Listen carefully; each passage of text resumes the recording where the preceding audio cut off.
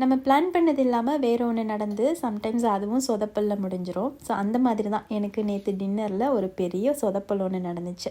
தம்பிக்கும் பாப்பாவுக்கும் சாம்பார் சாதம் ரெடி பண்ணிவிட்டு ஈவினிங் கொஞ்சம் கொண்டைக்கல்ல வந்து வேக வச்சுருந்தேன் ஸ்நாக்ஸ்க்காக. ஸோ அதில் மீதம் இருந்துச்சு, அதை மசாலா ரெடி பண்ணி சப்பாத்தி போட்டுக்கலாம். இதுதான் என்னோட ஆக்சுவலி பிளானாக இருந்தது.